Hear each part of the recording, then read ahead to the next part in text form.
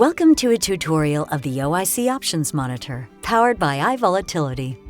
The first thing you will do on the calculator is enter a symbol. Input any stock, index, or option symbol by typing into the search box. The default ticker symbol is going to display SPY.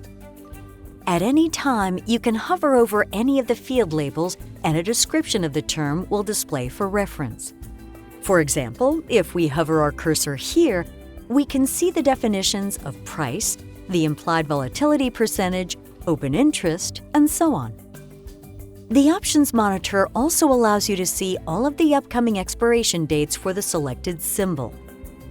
To see the specific data on a singular expiration date, click on the date on the ribbon. For example, if we click on March 20th, 2024, we can see the strikes for that expiration day. This view will display 5 strikes.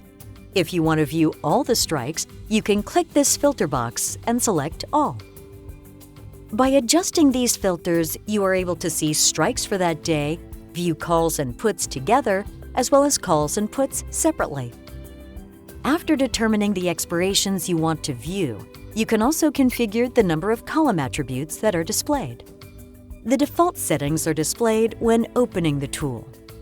If you click the green gear on the center of the screen, a drop-down menu will show the column attributes that can be added or subtracted to your view. The columns displayed are in green, and the columns hidden are in red. You can toggle the switch to add or remove different columns to your view. You can select all of them and apply, and the Options Monitor will display every column.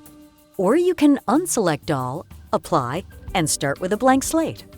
You are always able to return to the default setting by clicking Restore Default Columns and Apply.